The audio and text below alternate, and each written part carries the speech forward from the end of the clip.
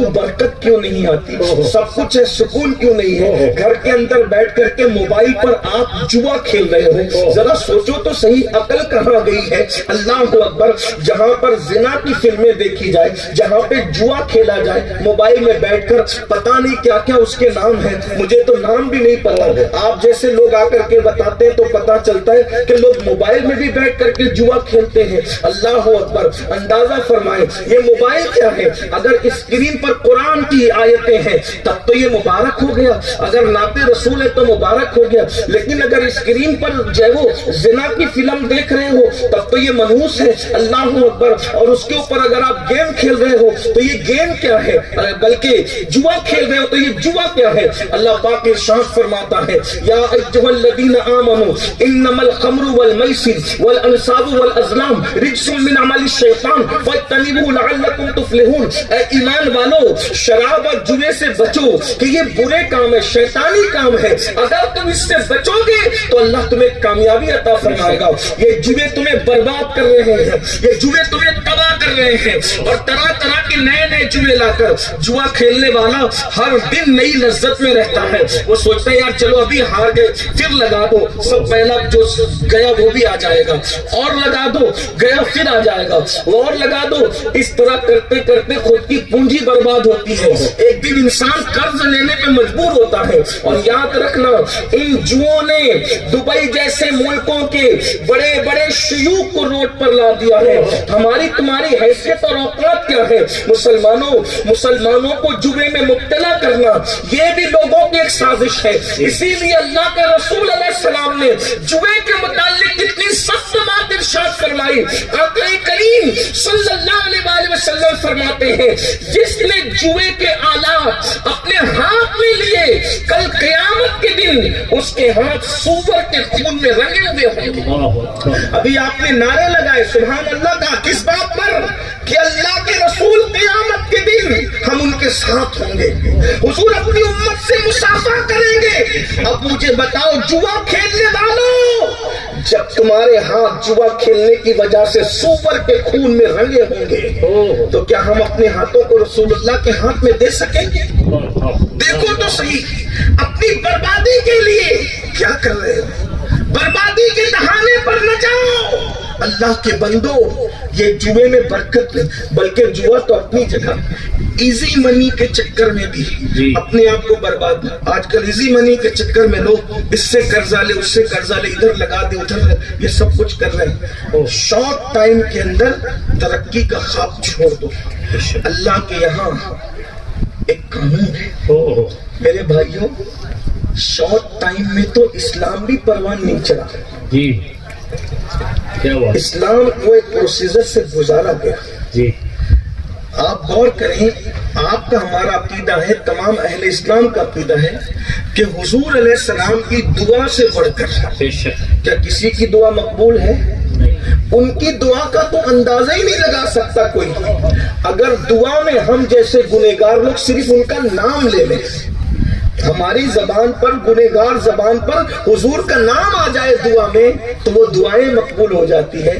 جب جانے دعا خود دعا کریں تو اس وقت تو دعا کا مقام کیا ہوگا؟ بلکہ دعا کی معراج ہوگی جب میرے آقا دعا کریں۔ میرے امام کہتے ہیں عنایت کا جوڑا، اجابت کا صحرا، دلہن بن کے نکلی دعائیں محمد، اجابت میں جھک کر گلے سے لگایا بڑی ناز سے جب دعائیں محمد۔ حضور نے 23 سال تک محنت کیوں کی؟ کعبے کا غلاف پکڑ لیتے، دعا کرتے اللہ پوری دنیا میں ایمان عطا کر دے، کیا رد ہوتی؟ بتاؤ ایزی منی اور شارٹ ٹائم ترقی کے چکر میں حرام کاموں کی طرف جانے والوں، ہمیں بتایا جا رہا ہے کہ رسول کو بھی ایک منزل سے گزارا جا رہا ہے، جانے دعا کو بھی ایک منزل سے گزارا جا رہا ہے، وجہ تخلیق کائنات کو بھی ایک منزل سے گزارا جا رہا ہے۔ کیسے؟ اپنا گھر چھوڑ رہے ہیں، دار ارقم میں جا رہے ہیں، پتھر کھا رہے ہیں، زخمی ہو رہے ہیں، پیر طائف کی وادیوں کے اندر لہو لہان ہو رہے ہیں، اس کے بعد مکہ چھوڑ کر مدینہ طیبہ جایا جا رہا ہے، بدر میں جانثاروں کی شہادت ہو رہی ہے، احد میں گھر والوں کے کلیجے چبائے جا رہے ہیں، کفن دینے کے لیے کپڑا تک موجود نہیں ہے، کان کاٹنے والے، ناک کاٹنے والے، ہونٹ کاٹنے والے، انگلیاں کاٹنے والے اس کے گلے کا ہار بنا کر کے یہ سب چیزیں دیکھ کر ہچکیاں بھر بھر کے رویا جا رہا ہے، لیکن یہ نہیں کہا جاتا کہ پوری دنیا کو مسلمان کر دے. کیوں؟ اس لیے کہ دنیا عالمی اسباب ہے، یہ سب منزل سے گزر رہے ہیں، پھر خندق بھی کھود رہے ہیں. اللہ اکبر. احد میں دندان شہید بھی ہو رہے ہیں، زخمی بھی ہو رہے ہیں. یہ ساری چیزیں ہیں. اللہ اکبر. پورا خاندان کربلا میں کٹتا ہوا دیکھ بھی رہے ہیں. یہ ساری چیزیں ہو رہی ہیں، اور ہمیں بتایا جا رہا ہے کہ جب محبوب کو ان منزلوں سے گزارتے ہیں تو تم کون؟ اللہ اللہ. شارٹ ٹائم میں ترقی کرنے کے چکر میں حرام کام کرتے ہو؟ نہیں، ہر انسان کو کسی نہ کسی پروسیجر سے گزرنا ہے، منزلوں سے گزرنا ہے. دنیا عالم اسباب ہے، اس لیے ایزی منی کے چکر میں جوا نہ کھیلنا، حرام کاروبار نہ کرنا. اور ایک بات یاد رکھنا، کس کے لیے کماتے ہو؟ جی بتاؤ، کماتے کس کے لیے؟ ہر انسان کی فکر یہ ہے میں اپنے بچوں کے لیے کماتا ہوں. جی آپ بھی اور سب. ہمارے دل میں بھی کہیں نہ کہیں یہ بات ہے کہ ہم بھی جو کماتے ہیں تو کس کے لیے؟ بچوں کے لیے. جی بچے سکون سے رہے، اطمینان سے رہے، خوش رہے. ہمارے بچے کسی کے سامنے ہاتھ نہ پھیلائے. بے شک. ہر انسان بچوں کے لیے کر رہا ہے، اور کچھ کوئی بات نہیں. جی کوئی بندہ ایسا بتا دو جو بچوں کے لیے نہ کرتے. سب کو فکر ہے میرے بعد میرے بچے اچھے گھر میں رہے، اچھی دکان رہے، اچھا مکان ہے، سب کچھ ہے. اس کے لیے انسان بہت کچھ کرتا ہے. لیکن آپ سے ایک بات کروں، اگر حرام چھوڑ کے جاؤ گے تو بچوں کا بھلا کیا؟ اللہ. بتاؤ، آپ کے بچے حرام کھائیں گے، حرام کا خون بنے گا. نمبر 1 نقصان وہ آپ کے باغی ہوں گے. سب سے پہلے حرام کھانے والے بچے کبھی ماں باپ کی وفادار نہیں ہو سکتے. کتنے ہی بڑے اسکول میں ڈال دو، کتنے ہی بڑے مدرسے میں ڈال دو، کتنی بھی ان کی تربیت کر لو، جن کا خون حرام سے بنا ہے وہ کبھی ماں باپ کے وفادار نہیں ہو سکتے، ماں باپ کے فرما بردار نہیں ہو سکتے. معذرت کے ساتھ برا مت ماننا، بچوں کی بہت پڑھایا لکھایا سب کچھ کیا. جن کے بچے لات مار کر کے گھر سے نکالتے نا بڑھاپے میں، ان کو غور کرنا چاہیے کہ انہوں نے حرام نہ کھلایا تھا. جن کے بچوں کو حلال کھلایا گیا، ان کی تربیت ہو نہ ہو، پڑھے لکھے ہو نہ ہو، وہ ماں باپ کے وفادار نظر آئیں گے. جا کے تحقیق کر لیجیے، چیک کر لیجیے، دیکھ لیجیے. آپ کے بچے جتنی بڑی بڑی اسکولوں میں پڑھتے ہیں، علماء کے بچے اتنی بڑی اسکولوں میں نہیں پڑھتے، لیکن علماء کے بچے آپ کو جتنے مؤدب نظر آئیں گے وہ اوروں کے بچے نہیں. وجہ کیا ہے؟ کہیں نہ کہیں حرام کی شمولیت ہے. میں یہ نہیں کہہ رہا سب حرام کرنے لگے، یہ نہیں. جہاں حرام ہوگا وہاں وفاداری نہیں ہوگی. جہاں حرام ہوگا. ایک بات مجھے یاد آئی، حلال و حرام کی بات بڑی خوبصورت سی یاد آئی. ایک بزرگ تھے، بہت بڑے بزرگ، وہ پبلک میں بیان نہیں کرتے. جی وہ بیان کرتے تھے ولیوں میں. ولیوں کو سلوک کی منزل بتاتے، تصوف کے مقام اور مرتبے بتاتے. ایک مرتبہ ولیوں کی محفل سجی ہوئی تھی. جی ایسے میں وہ واضح و نصیحت کر رہے تھے تصوف کے مقامات، سلوک وغیرہ کے مرتبے، سیر اللہ کیا ہے، سیر فی اللہ کیا ہے، سیر من اللہ، جو بھی بیان کر رہے ہوں گے. ورنہ یہ تاتانیہ والوں کے لیے سر پہ جانے والی بات نہ ہو جائے، مشکل نہ ہو جائے. میں اس کی طرف نہیں، لیکن بات اصل جو ہے وہ یہ ہے. ایسے میں کیا ہوا کہ قریب میں کچھ بچے کھیل رہے تھے، ان میں سے بچے کھیلتے کھیلتے اچانک گیند اڑ کر کے محفل میں آ گئی. سب بچے چھپ گئے، سب کے بچے چھپ گئے. ان کا بھی بیٹا تھا ساتھ میں. اس نے بولا کیا ہوا؟ بولے گیند گئی بزرگوں کی محفل میں، کھیل رک گیا. اتنی سی بات پہ اس کو اتنی سی بات لگی، اتنی سی بات پہ آیا دوڑتے ہوئے، نہ سلام نہ کلام، گیند اٹھائی بھاگا. جتنے بیٹھے ہوئے تھے سب نے سوچا اتنے بڑے ولی جو ولیوں کو وصیت نصیحت اور سلوک کی باتیں کر رہے ہیں، ان کا بچہ اتنا بے ادب، اتنا بے ادب بچہ. چہرے پہ سوال آیا. صاحب کشف تھے، اللہ والے تھے. چہرے پہ سوال آیا، پڑھ لیا. کہنے لگے اس بچے کا قصور نہیں، میرے بیٹے کو بے ادب دیکھ کر اس کے بارے میں بدگمان مت ہونا، اس کا قصور نہیں، قصور میرا اور میری بیوی کا ہے. لوگ اور حیران ہو گئے، قصور ان کا ان کی بیوی کا؟ کہا ہاں. ایک بار 3 دن کا ہمارے گھر فاقہ تھا، میری بیوی بھوک سے بے چین تھی. ایسے میں پڑوسی نے کچھ کھانا لا کر کے دیا. اور وہ کھانے کی ہم نے تحقیق نہیں کی کہ حلال کا ہے کہ حرام کا، اور کھانا ہم دونوں نے کھایا، اور جب پیٹ میں کھانا گیا تو میرے دل میں خیال آیا کہ بیوی سے ملاقات کروں، وظیفہ زوجیت ادا کروں۔ اسی رات یہ بچہ اپنی ماں کے پیٹ میں آیا۔ بے تحقیق کھانے کی نحوست ہے کہ ہمارے گھر میں یہ بے ادب پیدا ہوا ہے۔ جو کھانا بے تحقیق کھا لو اس میں بچے بے ادب پیدا ہوتے ہیں۔ تو جو جوا کھیل کر کے اولاد کو کھلائے، بیوی کو کھلائے، بچوں کو کھلائے، پھر ان کی اولاد کیا ہوگی اندازہ کریں۔ آپ کہتے ہیں وہ بگڑ گیا، زانی ہو گیا، شرابی ہو گیا، یہ ہو گیا، وہ ہو گیا۔ میرے بھائی تو نے کھلایا کیا؟ تجھے پتا ہے اللہ اکبر، سلطان ابراہیم نور بخشی کے گھر میں جب بچہ ماں کے پیٹ میں آیا تو سلطان نور بخشی نے اپنی بہن کو کہا، بہن میری بیوی پر جو ہے تم پیرا رکھنا، خبردار حرام لقمہ اس کے پیٹ میں پہنچنے نہ پائے، حرام تو حرام ہے، کوئی مشکوک ڈاؤٹ فل لقمہ بھی میری بیوی کے پیٹ میں پہنچنے نہ پائے۔ بہن نے کہا بھائی کیوں؟ تو کہا کہ میرا بچہ اس کے شکم میں آ گیا ہے، اگر ڈاؤٹ فل یا حرام کھائے گی تو بچہ ویسا نہیں ہوگا جیسا میں چاہتا ہوں۔ اور پھر اپنی بہن کو متعین کیا، اور پھر اس گھر میں جو بچہ پیدا ہوا ان احتیاط کی برکتیں تھی، اسی بچے کو دنیا میں سردار مخدوم اشرف شاہ کے شیزانی کے نام سے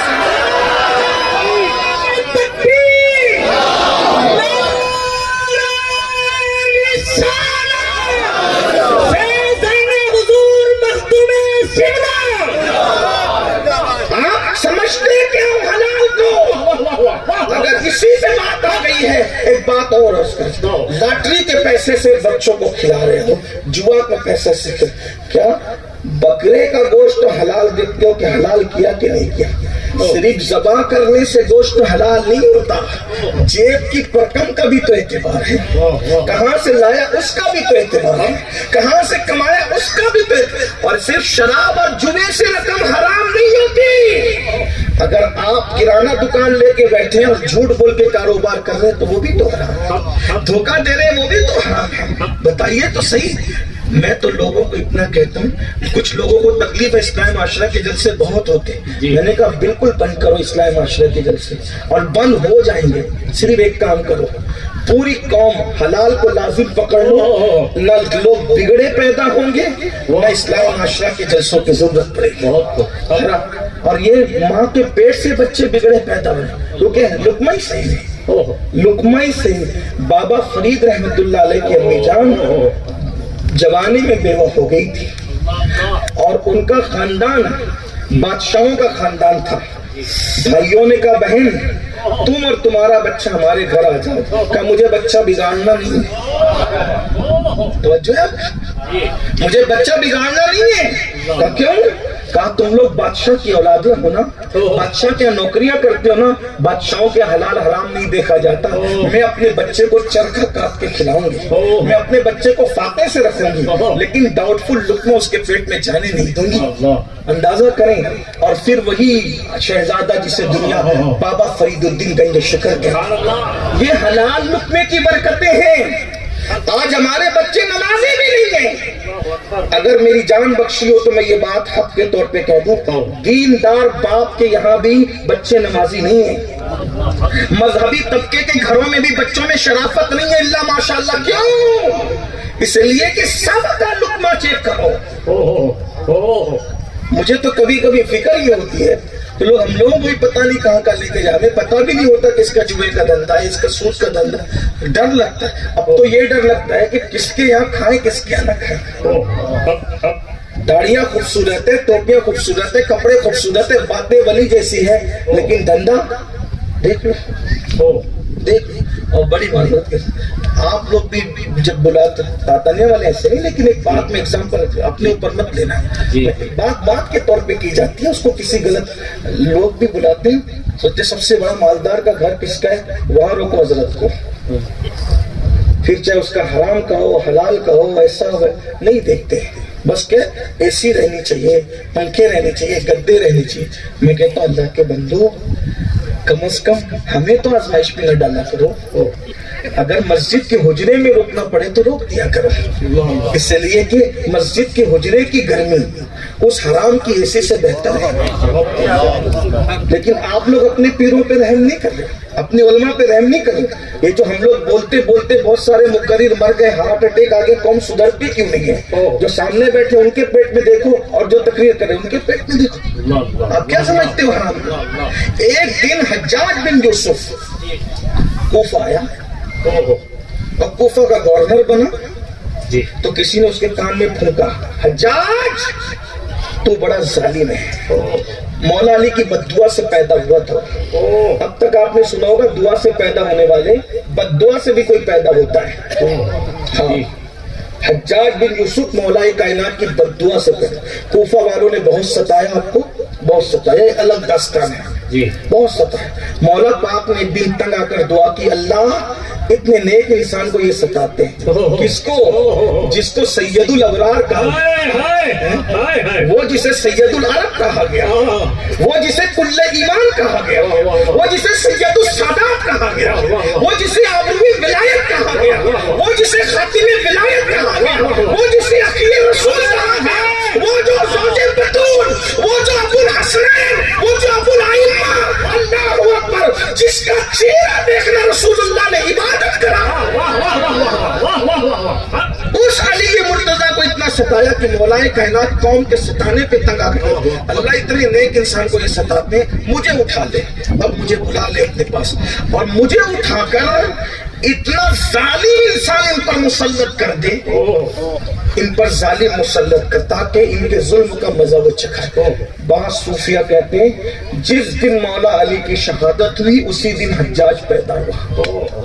مولا علی کی بد دعا کا نتیجہ ہے یہ حجاج. اور اس نے علماء اور ائمہ, صحابہ, تابعین چھری سے ذبح کرتا تھا. بدوں کے چکر میں نیکوں کو بھی اس نے بدبخت نے ہلاک کیا.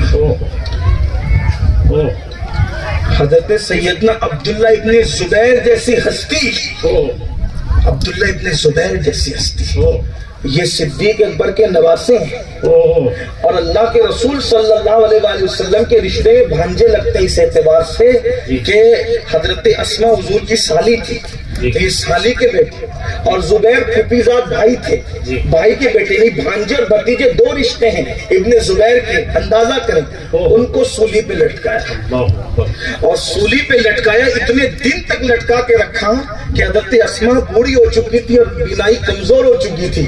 تو کسی نے لے جاتے کہا اسماء تیرا بیٹا تو ابھی تک سولی پہ لٹکا ہے, تو روتے ہوئے کہتی ہے کیا اس سوار کے لیے وقت نہیں آیا کہ سواری سے اتر جائے؟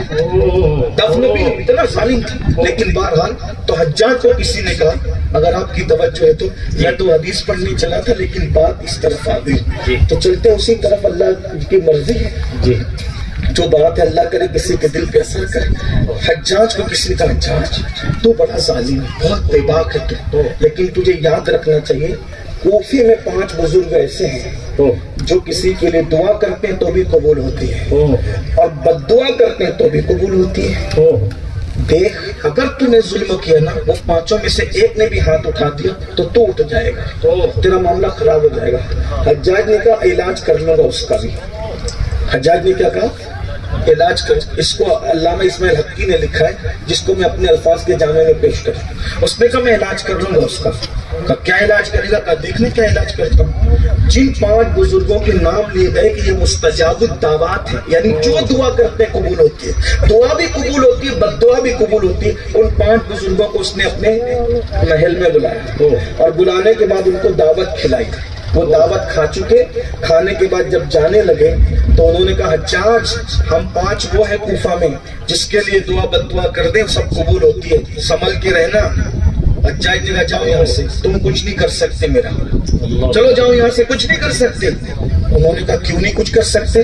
کہا میں نے تمہارے پیٹ میں حرام لقمہ ڈال دیا ہے, تمہارے پیٹ میں حرام لقمہ ڈال دیا, اب مجھے تم سے کوئی خوف نہیں. دنیا اس چیز کو سمجھتی ہے, مسلمانوں کو بے اثر کرو, ان کی عبادتوں کو بے اثر کرو. کیوں؟ حرام لقمہ, کچھ بھی کھا رہے ہو, کیسے بھی کھا رہے ہو, کیسے بھی کما رہے ہو, حلال پہ توجہ کس کی ہے؟ اللہ ماشاء اللہ.